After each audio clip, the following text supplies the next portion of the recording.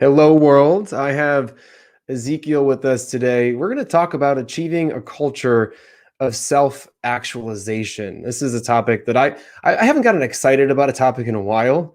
And self-actualization is something that just like I woke up thinking about this. So really excited also to be having the conversation with Ezekiel because he is a leadership, company culture, and personal coach.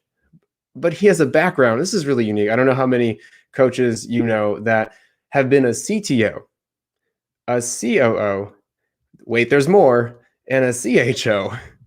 But he also is an athlete and martial artist, and he's spent the past 10 years building teams, workplace cultures, and careers that bring out the inner potential in basically everyone. And I want to find out how he does this. I might take some notes, so excuse me if I'm writing, Ezekiel. But welcome. Happy to have you here. Hey, great to be here. Always a pleasure. Is it always a pleasure? Because I think, I feel like we could test that out. I could invite you a few more times. I mean, that's absolutely fine with me. I mean, I love talking about this stuff. And if it rattles people, if people love what I say, it's great. If it rattles people, usually it's for the right reasons. So that's still great. Mm-hmm. Yeah. And with the topic of self-actualization, a lot of times if people are striving to become self-actualized, a lot of the things that you say might rattle them. It might make them uncomfortable. Yeah. So it's kind of like it's almost like the, hey, we're on the right track sign. Yeah. And a lot of people think that self-actualization is like it's all nice and dandy, but actually it's not. Like the path to self-actualization is like A to Z, it's Z. There's like A to Y that you have to go through. and that's why it's a path. And the path is not always easy. One of them is employment in organizations. That's a small part of the whole process. That people don't always understand.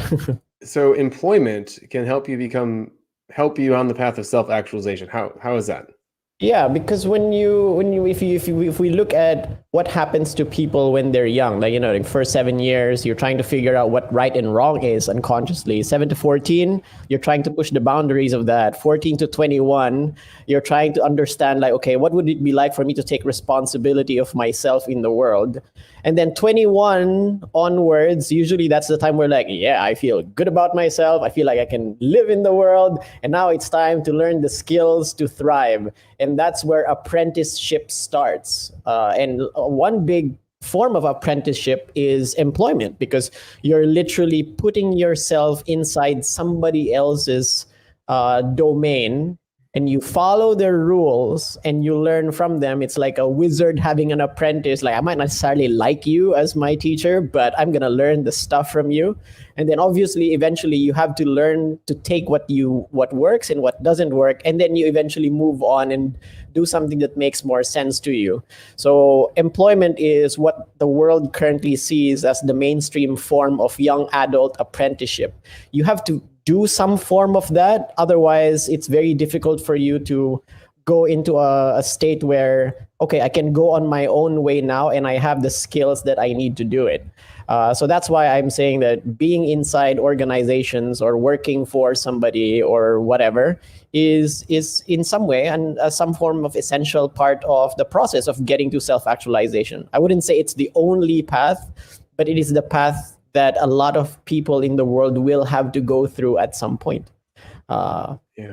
So I'm going to take a leap here. And then, when we fast forward to the director and executive level, I imagine there's not a lot of predetermined mentors.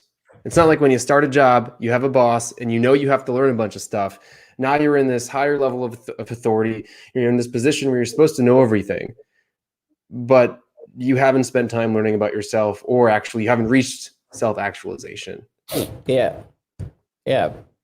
And so what are you supposed to do when you are in that leadership type of role, but you don't feel like a leader? Yeah. So that's when, like, one of the things which is a fairly unpopular opinion, especially the HR professionals out there, please don't shoot me, is that like if you're put in a position of leadership, there's a reason for that. And the unconscious reason why you should be in a position of leadership is because you're supposed to do two things. You're supposed to be in a place where you mentor young people who are going into this environment, say like, I don't know what I want, I'm just trying to learn here. And then you, since you've been there for a while, you're supposed to do two things. You're supposed to teach them so that you get better at what you already know. And the other thing is, hey, you don't need training wheels anymore. If you want to learn something, you can't look for somebody above you anymore. You have to go out there and proactively search for teachers for everything that makes sense to you. So in theory, if you're in that position, you should already have that base to know, okay, what are things I want to learn, what things more I want to grow into, and then I'm teaching at the same time, and that's how you continue growing. But too often I find that people get promoted into leadership roles without this mindset. Maybe they get promoted because, oh, you've been in this role for 5-10 years and therefore you should be a manager. But no, you're not ready to do that. You're not ready to manage anybody or lead anybody. And then that's where I start seeing the dissonance between number of years as a professional versus are you actually ready to lead people in an organization? That's very different. And then that's a fairly unpopular opinion, but that's what I have seen so far. What are the ratings on that scale, though, of I'm ready to be a leader and I'm not ready to be a leader? And are those factors different based on organization, or should there be, in your opinion, a universal scale of I'm a leader now and I'm almost a leader or I'm not a leader? Yeah, I would say that it doesn't necessarily always mean being a leader of people, but I think let's look at that as so let's boil it down to fundamentals, where we say, when do you start becoming a leader or authority in the eyes of the organization? I think that's a better way to, because you could be a senior level specialist and you have like young engineers looking at you like, I know you're not my manager, but can you like teach me some stuff? And that's a position of authority and leadership. I think the core essentials to look at of when you start being looked at as an authority is, number one, obviously you need a certain level of competency for what you're doing. So your skill, your profession, so you can do the job pretty well and you've been doing it for a while. Number two is that you're no longer obsessed about how you look in front of other people. You're more in it because you're not trying to impress people. You're there because like, damn, I want to get better at this. Or like, I've been working at this for a while and I want to keep getting better at that. So you're not tied to that bubble of, I got to get to that next promotion. I got to get to that next position. That's not what you're thinking about anymore. And therefore, everybody around you starts looking at you like, this guy genuinely doesn't give an F about the politics. Like, this person just really wants to get better. And I like that confidence level. I think those are the two main things that you tend to look for in people who are really prime to be looked at for some form of authority or leadership in some way. And obviously, if you're inside an organization, then obviously some form of solid alignment on the values of the organization is required.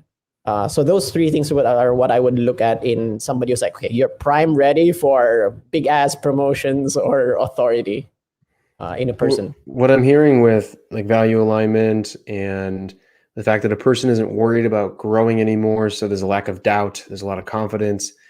I'm hearing that they're in an organization where they feel safe. And in terms of becoming self-actualized, like if I looked at the Maslow hierarchy, like that safety is very important. Yeah. And so how does an organization create a culture where people can work on becoming self-actualized? And I guess first, how do they build that culture of trust and safety? So I'm not going to go into... Big question.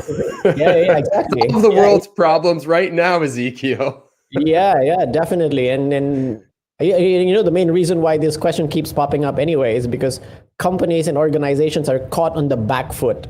because people are now joining, and this is part of the answer. Like, people are joining organizations now, not just because, hey, I need a job to pay for my stuff and survive. A lot of people are going into companies now saying, I have a lot of choice, but I'm choosing your company because I feel like this is going to be an extension of my education as a human being. And they don't obviously say that outright, but in truth, that's what people are looking for now.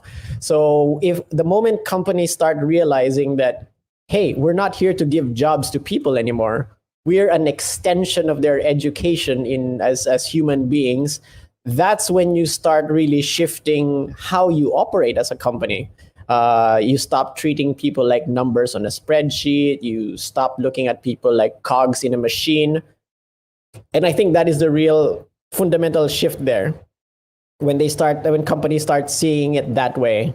And that will definitely translate in terms of the type of leaders that you choose and you promote, and the type of culture that you create, the type of incentives that you look for, because now you're not just going to be making incentives just for results. You start making incentives also for desired behavior that you want. Yeah, but that's the fundamental difference. And this is more of a me observing multiple companies I've worked with, and it all boiled down to that fundamental principle. When you push them against the wall, they say, like, why does this company exist? It's like, we're here to make money. Great. Forget about trying to make a culture that's great for your people. Forget it. Like, if you want to make money and also grow people, now we're talking. People come to me sometimes and they're like, this is the only way to work, is to work to be self-actualized, to have a humanistic style of leadership. We have to have these values ingrained within our organization. And I'm like, no, there are options. There are organizations that only care about money, and people go to those organizations that only care about money, and they do great because those are the values of the organization. They don't need a humanistic style of leadership. Yeah, but absolutely. But so then, why is this important?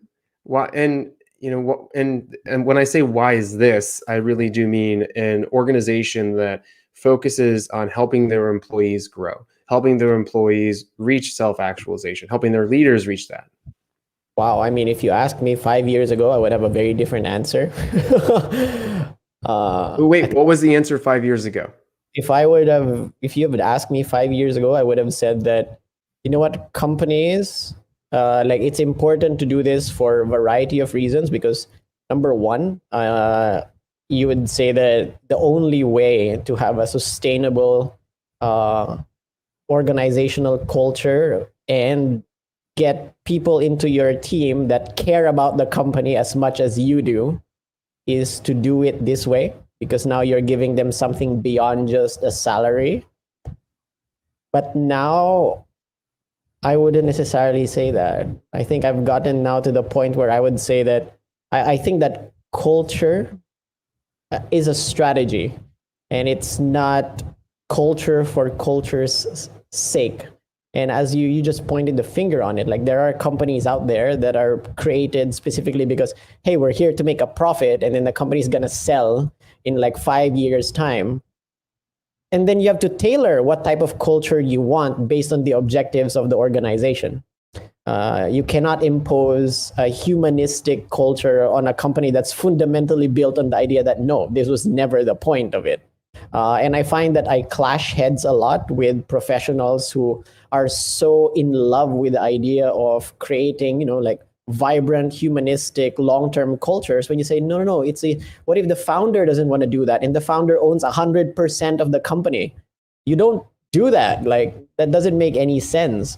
So I would say that if you want to create a company that really makes a dent in the world, has a mission, and you want people to come in there and grow it with you as if it was their own company, then I think that is the only way to do that, is to create very good human-centered cultures in the long run, so that it survives beyond you.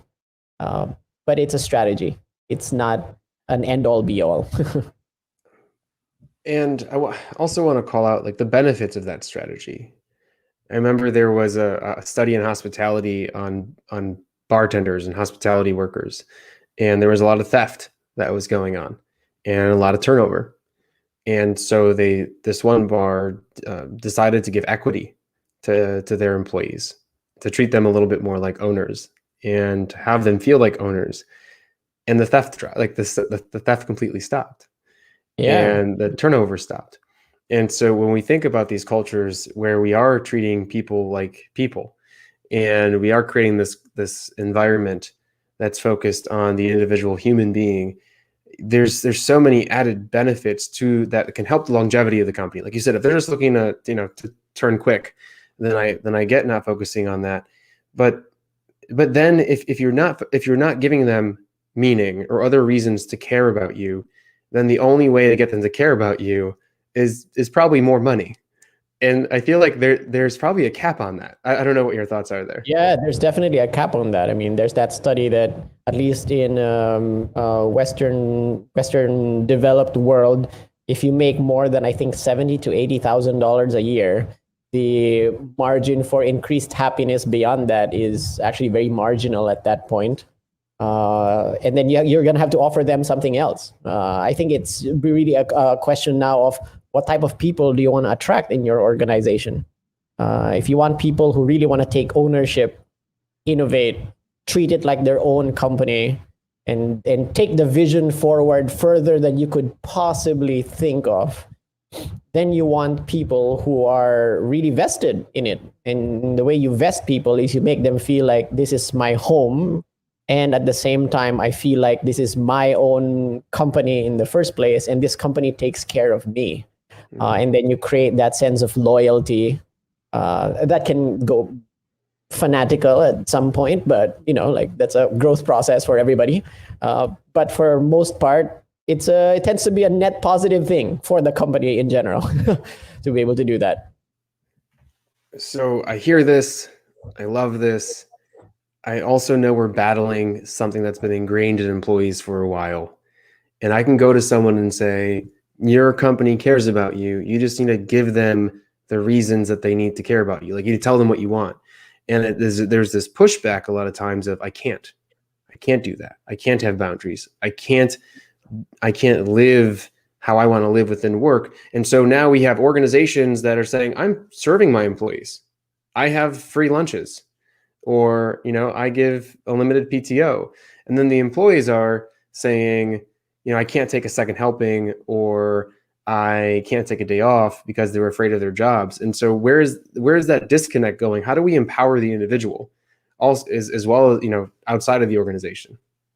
Yeah, I think that one is a much deeper problem that is, I would say, beyond what companies are able to really do, because that type of behavior starts with the home, really. It's like in terms of how people grow up, in your perspectives.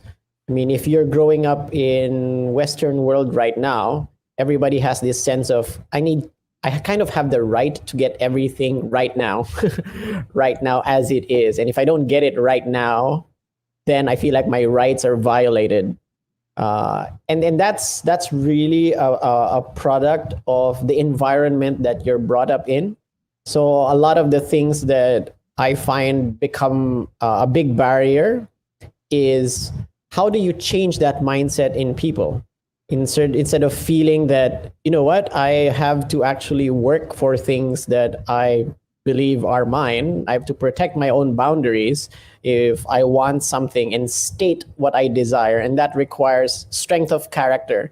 And strength of character is not necessarily the focus point right now, even in educational institutions. A lot of people are being taught now that, oh, you are caught in a power struggle between rich and poor, and you are the victim. That's not a very empowering feeling for a person to figure out that, I can create my boundaries and make the life that I want. No, you're just being told you're a victim, and accept that, and that's your identity, you're a victim. And that is much deeper. And now companies are forced to deal with that. It's like, oh my God, this is the kind of mentality of young people that I'm facing now, and I don't know how to deal with it. And I also think that it's fairly unfair to expect companies to be responsible for sorting that out. I think that starts in the home, and that starts in the individual.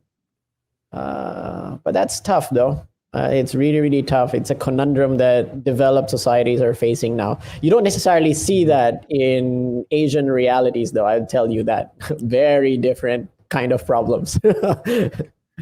What sort of problems are going on in the Asian communities? So I would say that the nature of the problems that, for example, here in Southeast Asia, the reality is more of, oh, I want to work harder on things that make sense to me.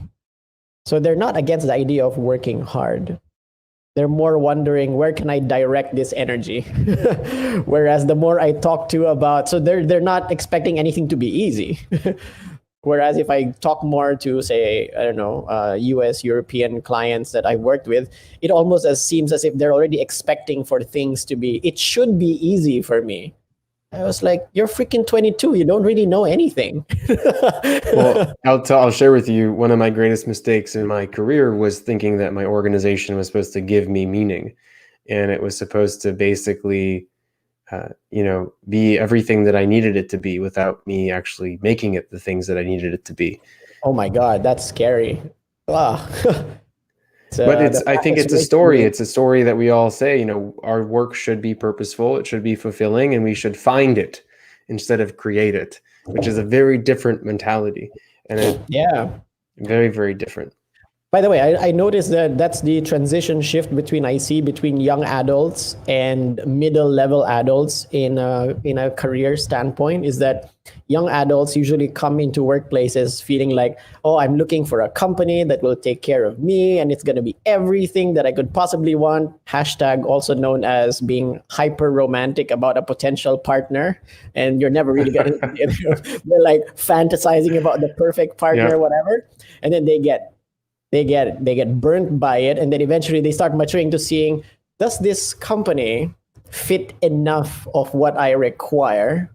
And if not, where can I get the other things that I don't get here? And if it's 70% okay inside this company, I'll take the 70%, but I'll do the 30% elsewhere. Or if it's less than 50%, why am I even here?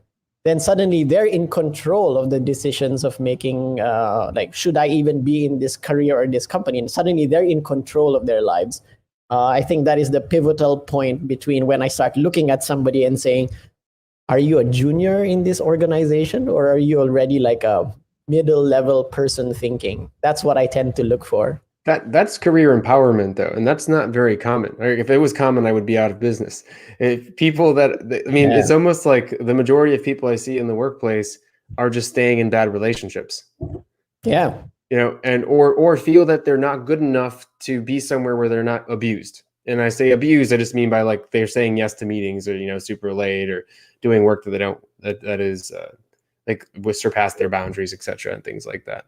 Oh yeah, and if they stay in that zone, that unhealthy zone, it's the fastest pathway to be resentful and bitter of many things, because you feel like your fantasies have been destroyed and everything that you've built your picture around has been shattered. That's like a mild form of PTSD in some way. Well, that's, high achievers get burnt out and they end up fearing leadership positions because they stay in bad relationships. And so, they think that gaining greater authority means that they lose more autonomy, and they don't have control over their career path and will lose even more of their semblance of what they believe is their life. Yeah. I think the main thing that I would, when people tell me what are really good career goals for myself, for somebody, I stopped giving career advice that's specifically related to their industry. I think I've gotten to the point where the thing that advise people to this, can you get yourself to the point where staying in your job is literally an option? It is one of many options for you. Is it like, this job, this company, I could stay here. Does this make sense for me to stay here? It doesn't really fit me anymore. I can go to another place. When you can get to that state of living, whoa, that is like powerful right there. But to get there, obviously you need to be competent, you need to become confident, among a lot of other things. That's a really good career goal to get to that state. And part of a huge part of that is, do you feel financially secure enough to lose your job? And then do Oh you yeah, feel confident enough to get another one? yeah. And right now, I know with the shutdown, people don't think there's jobs out there. I'll tell you, I got more people's jobs this past year than I've ever gotten in my life, like with the work. And so people are hiring. And it's those two things keep people locked into bad relationships or bad organizations, or or misaligned work. Yeah, definitely. Yeah, it really has a lot to do with that for sure. You know what we didn't do yet? We didn't define self-actualization.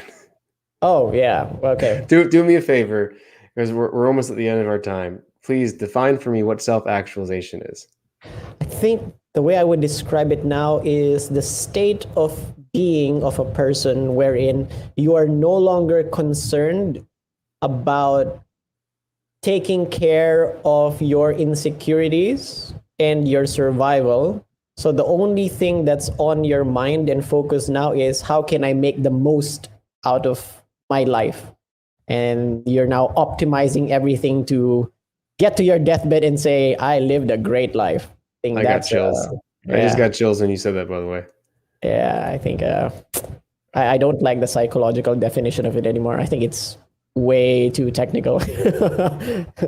So if someone's listening and they go, "This has all been great. I agree with you, and I want to be self-actualized."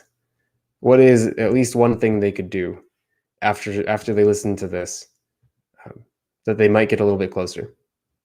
I think I would want everybody to start looking at the bottom 2 or 3 levels of Maslow's pyramid and start seeing how well are you when it comes to those things. And those are primal survival. And I guess the bottom 2 levels are related to emotional safety, psychological safety, and insecurity levels. Like those three, you gotta honestly look at those 3 things and say, where are you in all of those things?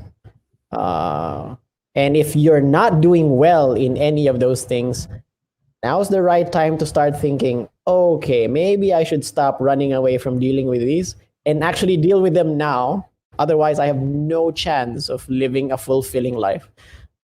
I think one of the things that really annoy me, and I have to admit, I should not be annoyed at looking at this, is people are talking about self-actualization and their dreams and their big goals. It's like, you're you're $150,000 in debt and you can barely pay your rent. Deal with that first. And yeah, that's where I would go into things. Okay, you just dropped the mic. I feel like that's a really strong, important point. Yeah. And it's almost like we live a life, we create our own handcuffs, our own jail cell, and then we go, why aren't we free? Yeah.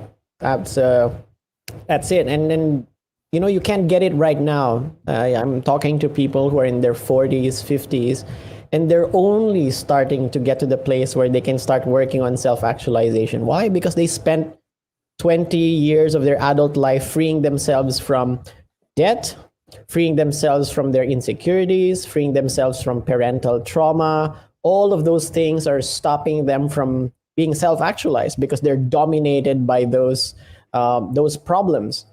Yeah, that's okay. Like, if you're 25 and you're not in a state of feeling like I've got everything and the world's my oyster, you're okay. Like, you have the energy to deal with everything, and then you will get there. I don't think rushing it is. I think the whole world feels like it's in a stage of hustle and rushing. No, you don't master anything that way. So you may not, this just popped in my head. I don't know how you feel about this, but it sounds like then organizations should only hire people that are secure with themselves and don't have debt. Or it's I mean, I would say that if you want really good leaders and managers to groom your next set of people, you cannot just use job competency as a metric stick for it. You should look for other things. Look for other things like good character. Somebody who would be, you know what, if this was going to be the parent of your child, like foster parent of your child, would you take them? You start broadening more like the criteria for leadership, because that's what's going to determine if your team is going to grow holistically or not. But no, I wouldn't say that you hire only amazing people who are. I mean, if a company wants to do that, fine. Good luck finding all of them, though. But at the very least, if you're going to have people if you're going to be promoting people, look for people who could become those people. So they become really good role models for everybody else. And then help them feel safer and confident and Yeah. deal with their insecurities and pay them a good wage. Yeah, because these leaders, of course, they still have their own insecurities and their own problems. But the difference is when you promote people who are actively taking the driver's seat in solving their own problems, then you set a very different precedent for the younger members of the organization. They look at that as like, oh, wow, this person is really grabbing life by the horns and sorting out their problems and not blaming anybody about it. They're not perfect, but I respect that. Wow, then that's a great role model for young members of the organization to look at. That's why for me, that's so important. I started looking more at character and psychological development more than competency when I start looking at who are candidates for a leadership or seniority inside organizations. Mm-hmm. And I do like how you touched on very lightly that there are differences in cultures, and the only way to realize those differences is to have conversations. I imagine. Yeah, lots of it. Yeah.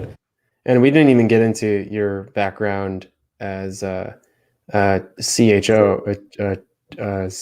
Chief Human Resources.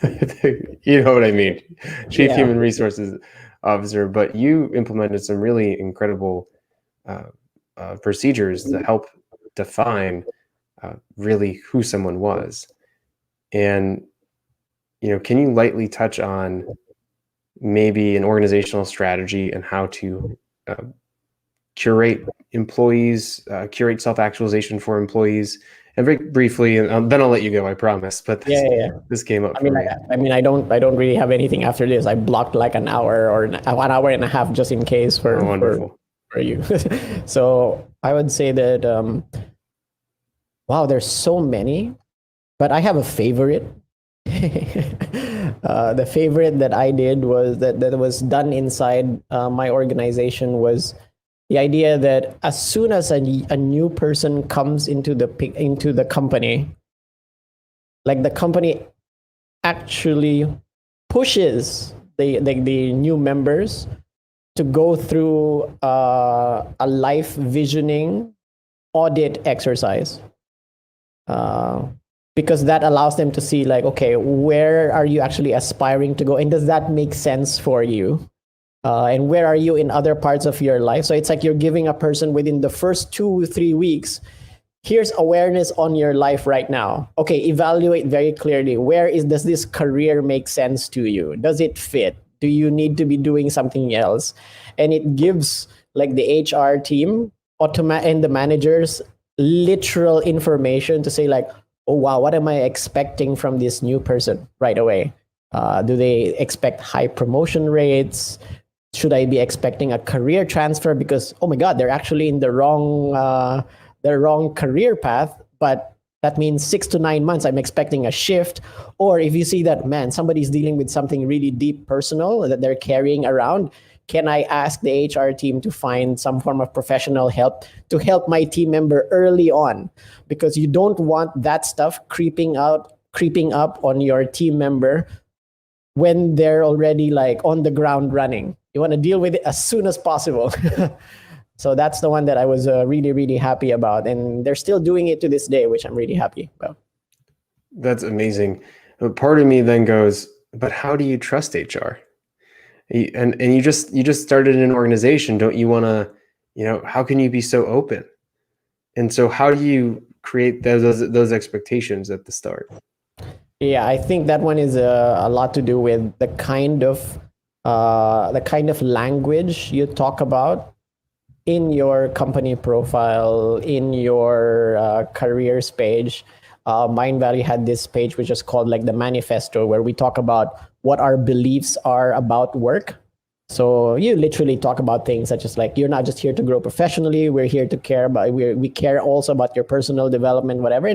And you just set expectations before they even apply. I think that is key to things, like attract and hire the people who have the right expectations, so you don't have HR kind of like cleaning up after the mess afterwards for incorrect expectations. Yeah, you kind of put on a light, and that light was the values of the organization, and it attracted certain people there. Yeah, and more often than not, it actually repels a lot of people too. Yeah. And that's perfectly fine, because those people, I don't care how competent they are, but if they don't believe in the same work values and the way we deal with our team members, then it's just going to be problems down the road. And that's not very easy to deal with. Okay, you have a gold mine of information, and I'm sure our listeners want to learn more about you, find you, follow all your pages. How do they do that? Where can they go? Well, right now I've been laying low for a little bit for personal reasons, for rest. But if people want to find out more about the things that I spout out about, I mean, obviously they can go to my Instagram, which is basically my name. It's literally my name.